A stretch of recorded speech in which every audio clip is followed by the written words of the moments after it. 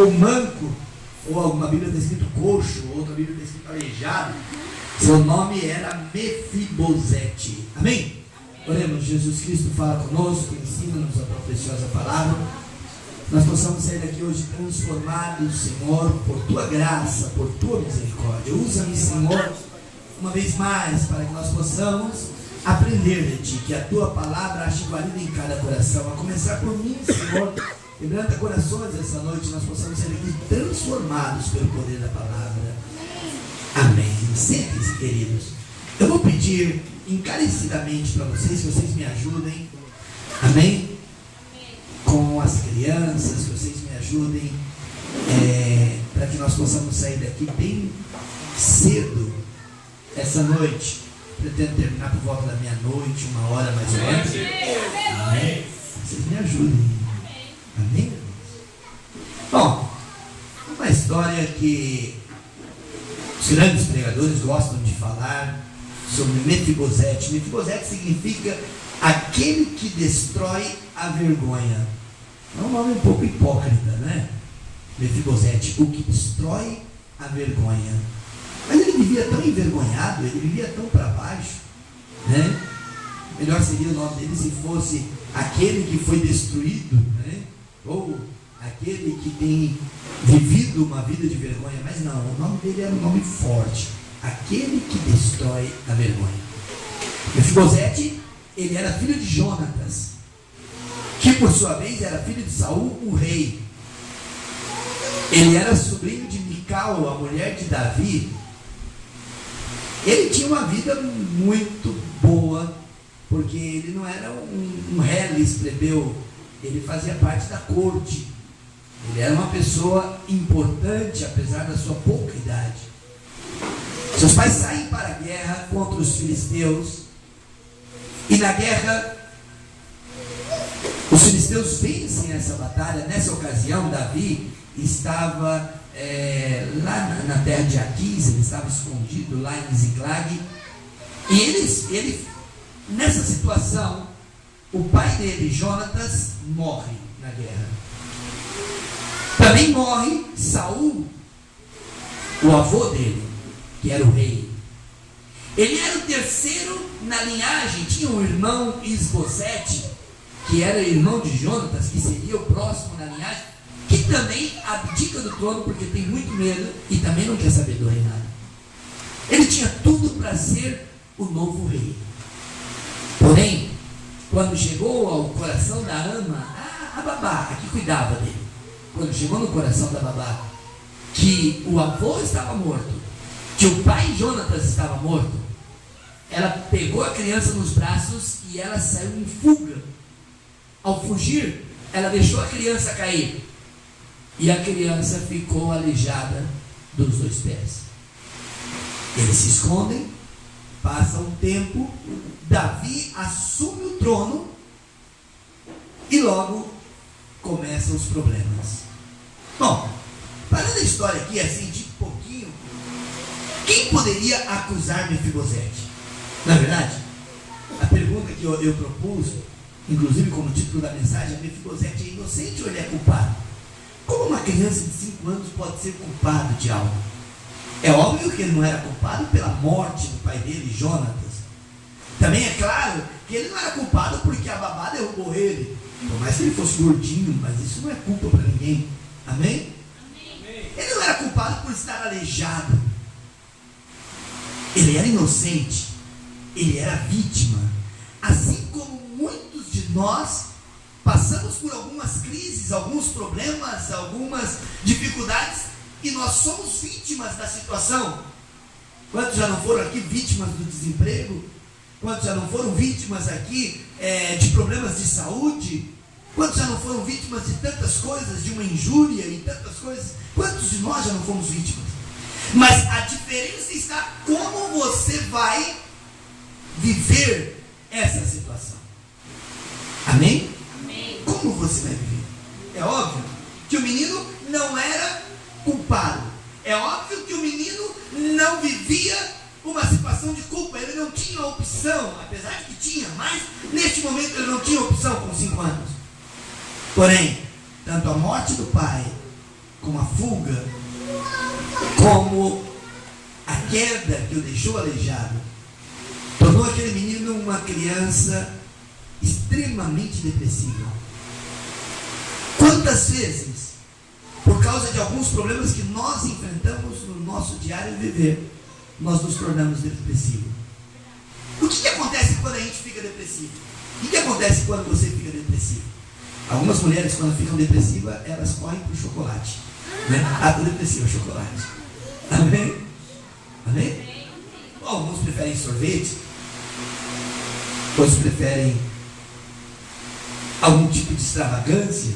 Existem pessoas que são consumistas, que quando ficam depressivos tem que ir na loja e passar o cartão e comprar um monte de coisa e entrar em dívida, é sério. Mas uma coisa nós não podemos negar, que diante da vitimação, quando eu e você nos tornamos vítimas de algo, nós precisamos urgentemente encontrar um culpado. É assim, não é? Diante de um problema, imediatamente eu preciso falar, é aqui, ó. Esse é o problema. A culpa, ela nos leva a essa situação de sempre jogarmos ou transferirmos o nosso problema para outro. E alguns psicólogos falam, eu achei interessante, que ele fala assim, que ele estabelece a culpa entre a diferença daquilo que eu fiz e a diferença daquilo que teria que ser feito. E aí está a culpa. O que você fez e o que na verdade você deveria ter feito. Fica estabelecido dessa forma a culpa. A culpa é uma emoção que paralisa nossas vidas, que nos impede de continuar desenvolvendo todo o potencial que nós temos. A culpa, ela faz com que você muitas vezes que falava e expressava todo o seu sentimento e o que você queria, agora é melhor eu ficar quieto. É melhor, eu não vou falar nada. A culpa faz isso comigo e ela faz isso com você. Por quê? Porque nós precisamos sair de alguma maneira da nossa prisão perpétua, que é a culpa, e nós precisamos nos lançar a uma liberdade. Assim estava Mefibosete,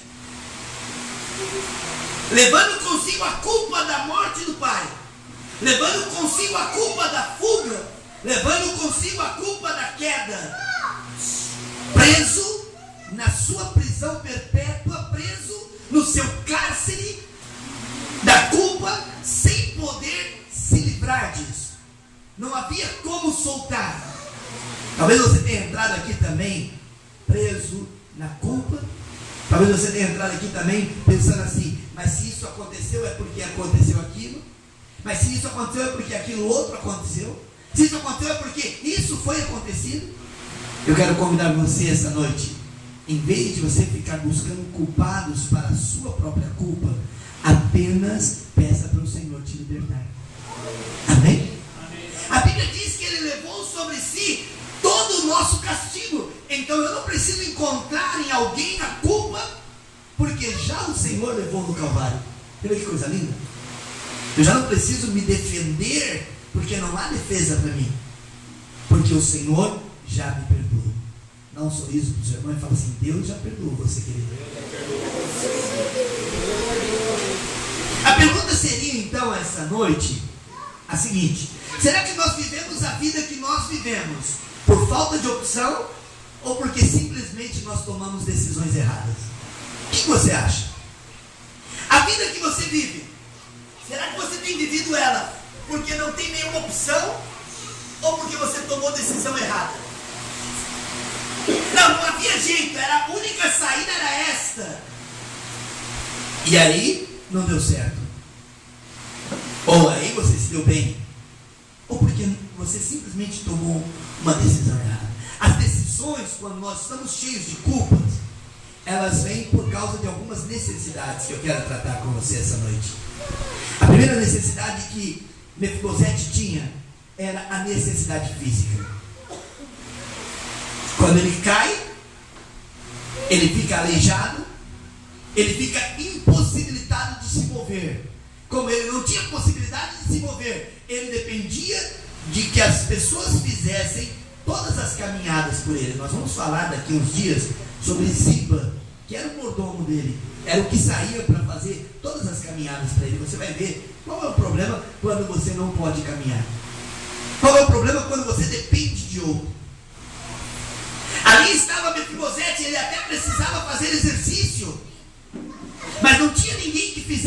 isso por ele. Ali estava Mefibosete, ele até precisava sair e caminhar, mas ele dependia que alguém fosse com ele lá fora e o levasse.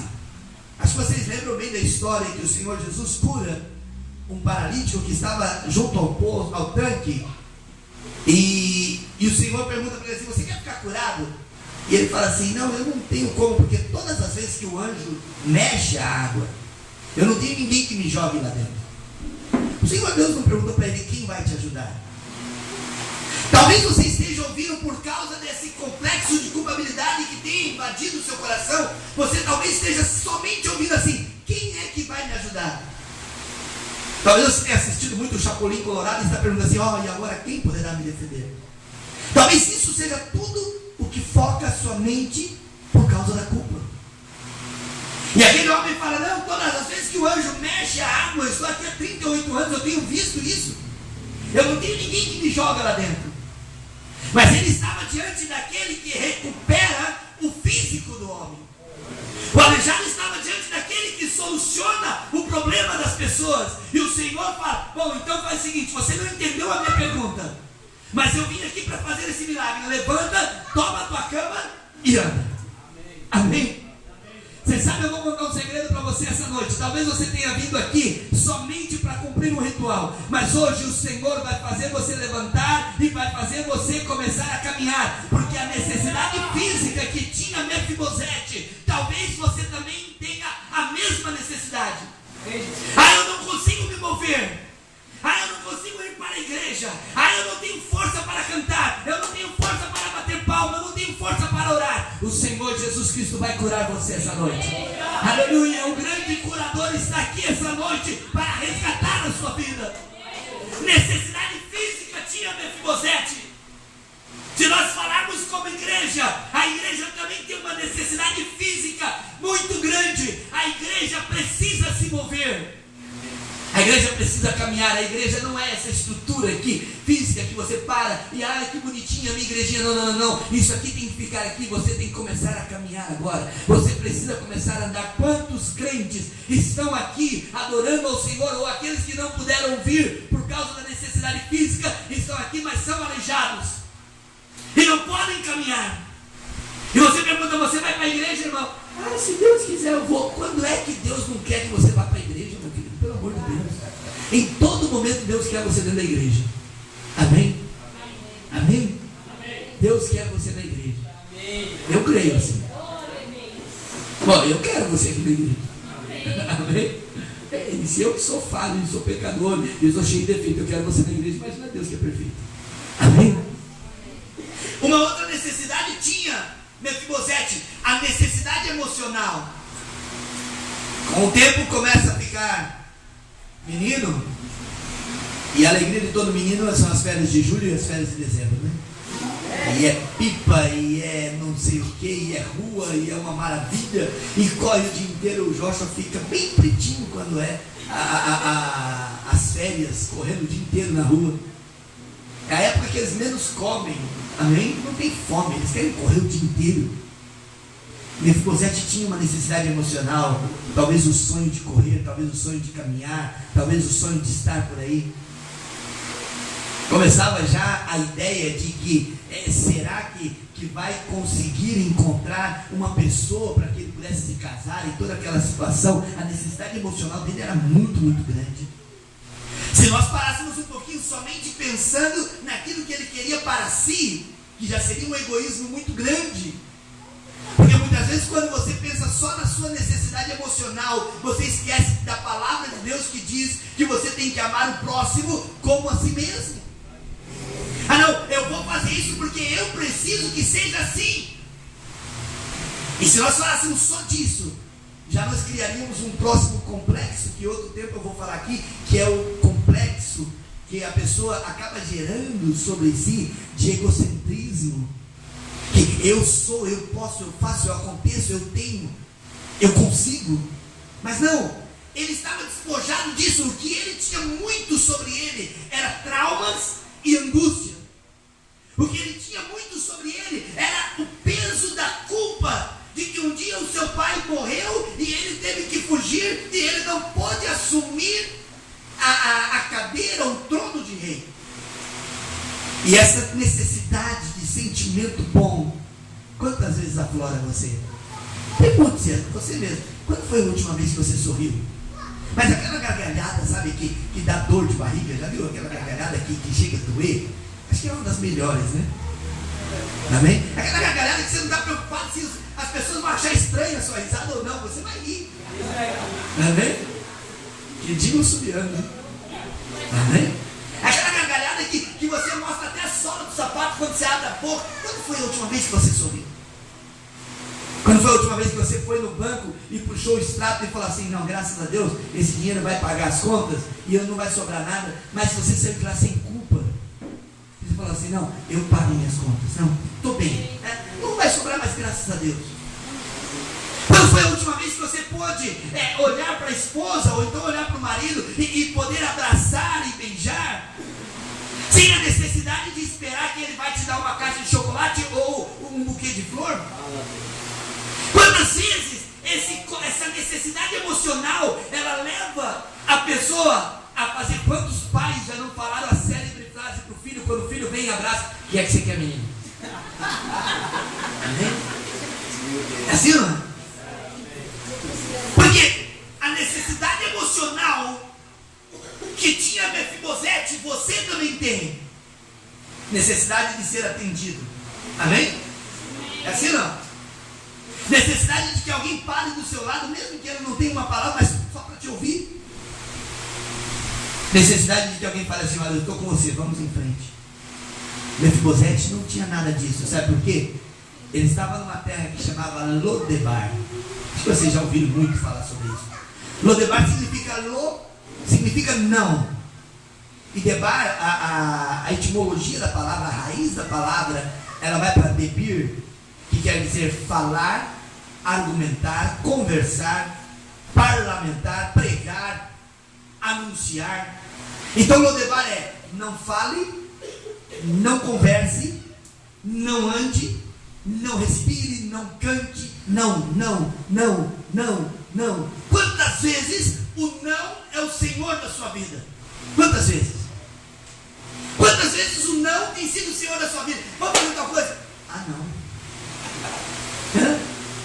Já percebeu? Nós pais, quando a gente não entende o filho, mais rápido que a gente tem que falar é não. É assim, não é? Os pais, o pai disse não, porque é o que governa a nossa vida.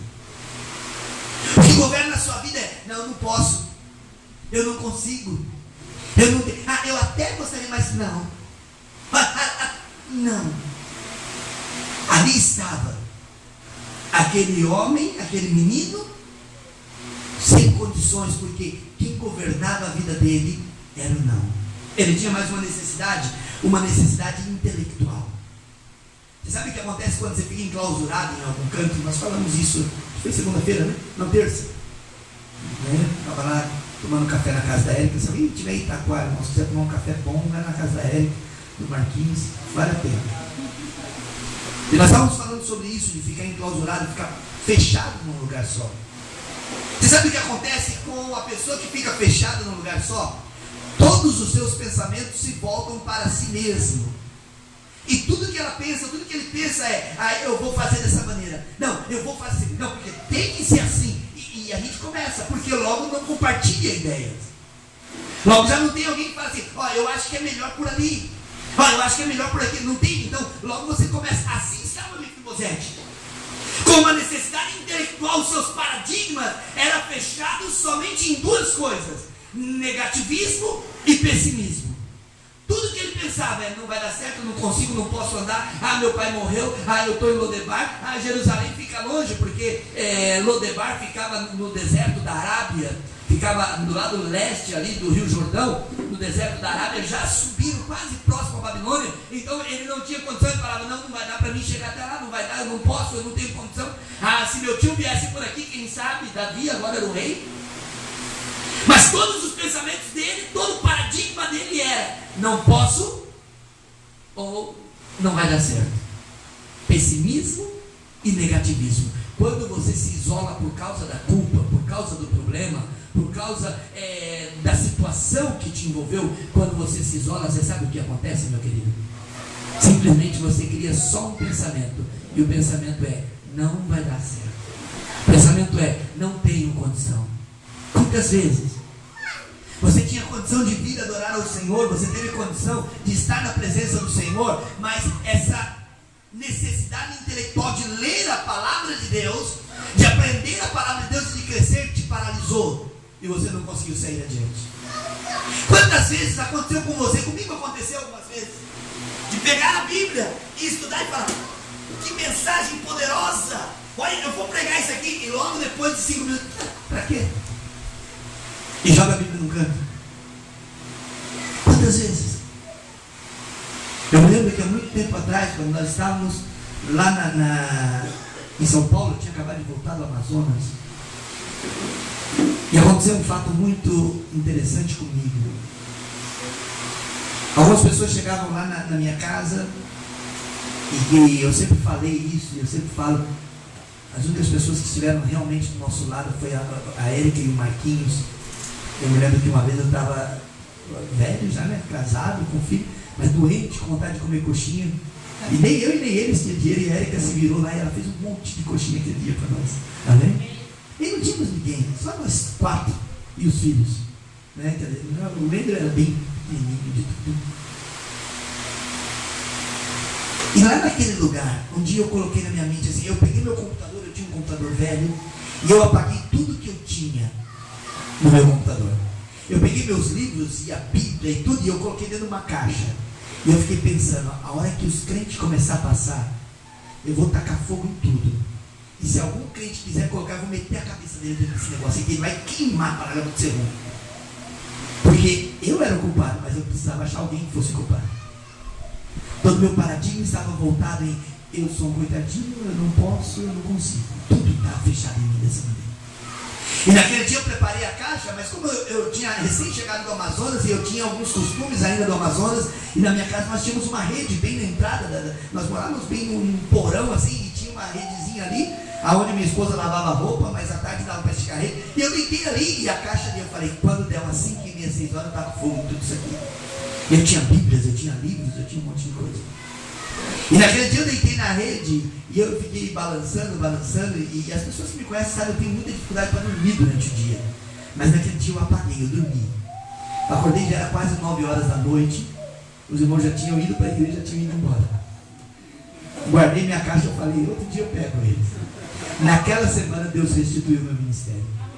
Amém? Naquela semana o Senhor me deu uma nova oportunidade. Meus paradigmas estavam voltados somente em negativismo e pessimismo. Nada dá certo, nada funciona. Eu estava voltado a encontrar um culpado para a minha situação, para o meu problema. E logo, ao olhar essa situação toda, Deus falou assim: eu vou botar ele para dormir. E que bom dormir nos braços do Senhor. E dormi lentamente. No dia seguinte, 9 horas da noite, eu levanto, guardo minha caixa de volta. E naquela semana o Senhor fala assim: Wagner, vem cá, eu acho que eu vou precisar usar você de novo mais um pouquinho. Amém. E aqui estou eu para a glória do Senhor. Você sabe que há um momento na nossa vida que eu e você somos cheios de problemas. Eu e você somos cheios de crises.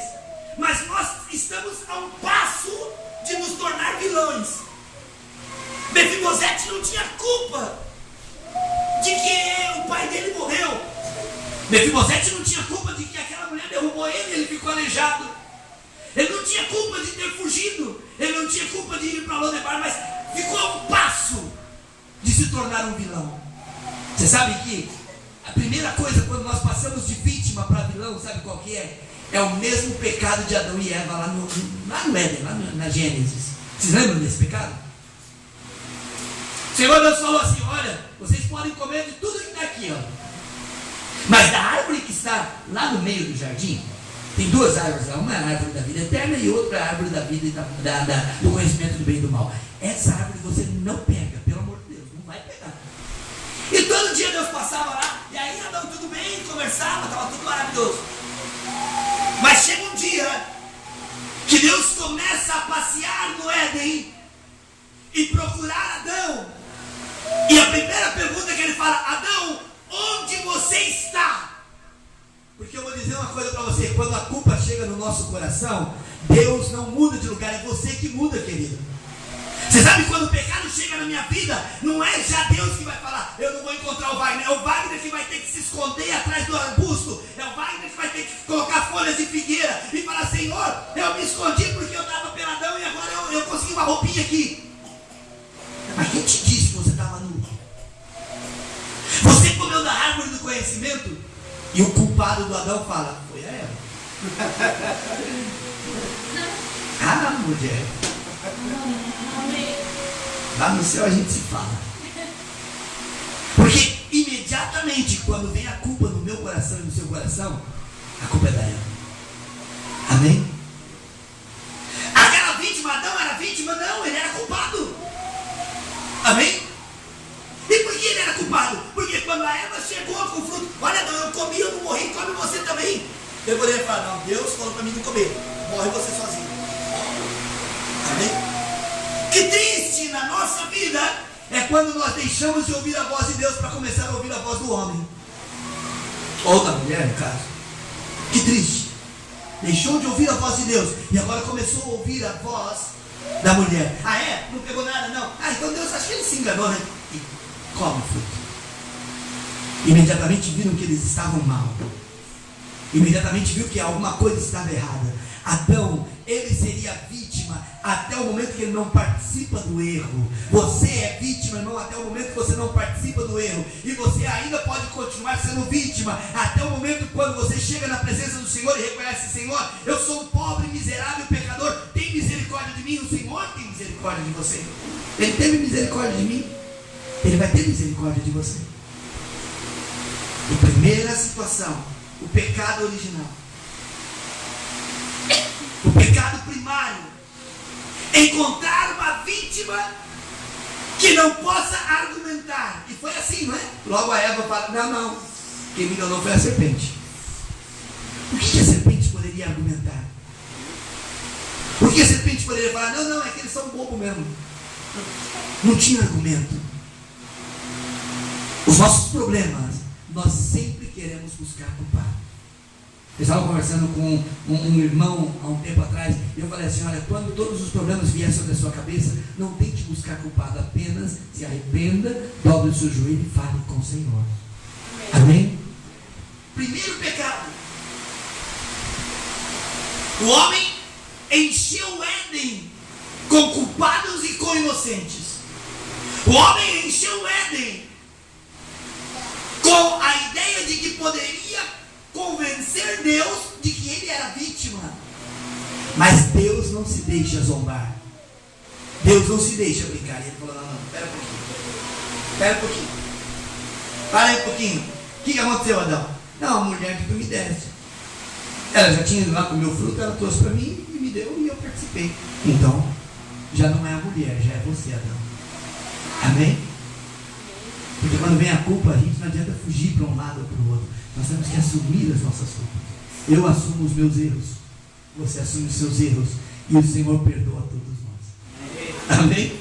É bom assim, né? O Deus perdoador, Ele está aqui essa noite. O Deus que perdoa pecados, Ele está aqui essa noite. Que bom saber que Ele está aqui essa noite e Ele vai perdoar. Mas sabe qual é o problema? É que nós sempre falamos frases desse tipo assim, olha. É que, sabe o que é? É que eu não